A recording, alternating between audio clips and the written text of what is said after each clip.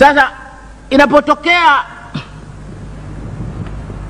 vipindi kama hivi vya uchaguzi, watu wanatafuta kura, ni vizuri kukumbushana hivi, kwa sababu tuna vyama na tuna viongozi, na hii si hapa tu wazee, msije mkadhani hapa tu, kwingi tu duniani wako viongozi wakishindwa kupata sifa, kupata kura kwa sera, kwa kusimama, wananchi tuchagueni kwa sababu mkisha kutuchagua sisi tutafanya mambo kadhaa hoja, na wananchi wakawasikiliza vizuri kwa makini, wakaona naam, hawa wanafaa. Wanaposhindwa hivyo, wanatumia njia mbalimbali, na moja inaweza ikawa ukabila, na nyingine inaweza ikawa dini. Wanaweza wakajaribu kupata kura kwa kutumia ukabila, au wanatafuta kura kwa kutumia dini. Sasa uongozi, kutafuta uongozi kwa kutumia dini au kutumia kabila, unagawa watu. Kazi ya uongozi ni kujenga watu wawe kitu kimoja. Kazi ya uongozi haiwezi kuwa ni kutenga kuwa wana umoja wawe mbali mbali, si kazi ya uongozi.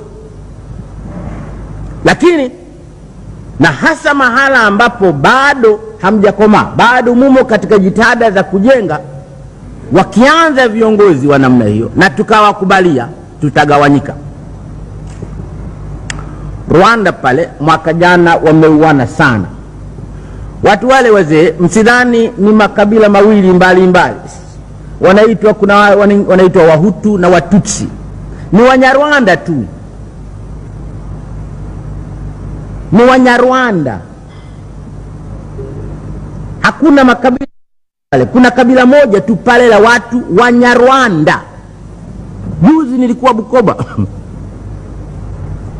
nikaambia mwalimu, hapa tuna matatizo ya ukabila. Nikasema ukabila gani tena hapa? Juu ya Mkapa? Akasema hapana, Mkapa hana matatizo. Mkapa yeye atapata kura tu. Sasa kama si Mkapa tena mna matatizo gani hapa? Nyinyi wote si Wahaya? Sasa hapana mzee, hapa mjini hapa Wayoza na nchi Waziba. Sasa chama kimefanya makosa, kimeteua Mziba ndiye mgombea. Kwa hiyo Wayoza hapa wamekuja juu. Kwa nini tunaletewa Mziba, Wayoza wa mjini? Sasa sisi na nyinyi najua Wahaya ni Wahaya tu, kumbe wenyewe wanajuana. Wako Wayoza, wako Waziba. Kwa hiyo wanaitana Wayoza wanasema sisi Wayoza, Waziba wanasema sisi Waziba. Wakigombana namna ile, utakuta hata Wayoza wale si Wayoza 100%, na wao wanamgawanyiko. Kuta na Waziba wale nao na wao wanamgawanyiko. Ndivyo ilivyokuwa Rwanda. Wote ni Wanyarwanda, wote ni Wanyarwanda, lakini wako Wahutu, wako Watusi, si makabila. Kwa sababu kabila lazima liwe na lugha yake. Hakuna lugha pale kinaitwa Kitutsi au nyingine inaitwa Kihutu hata kidogo, hata kidogo. Lugha yao ni ile ile Kinyarwanda. Hawana kabila, huwa na ardhi yake, unaita kule kwa Watusi na huku kwa Wahutu. Hakuna, ni watu wale wale tu, ni mchanganyiko, ni watu wale wale tu, wamechanganyika, ni kitu kimoja. Lakini umepita uongozi, unataka kuongoza kwa janja, umewagawa. Umekuta hawa ni Wayoza na hawa ni Waziba. Umekuta hawa ni Watutsi na hawa ni Wahutu, na wameuana mwaka jana kinyama, kabila lile lile, na dini yao karibu ni ile ile. 85 kwa 100 ni Wakristo wa madhehebu ya Roma. Wamechinjana mpaka kanisani.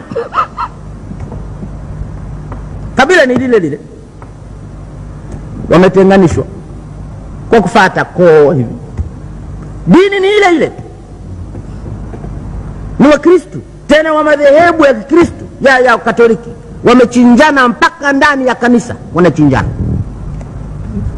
Mambo haya ya kuchochea chuki ama za ukabila ama za dini yakianza na tukayapa nafasi, hayana simile, hayana. Mtashangaa jinsi mnavyoanza kuchinjana, mkashangaa. Na ikifika kiasi hicho, hakuna mtu wa kukema, hakuna atakayetokea kusema acheni.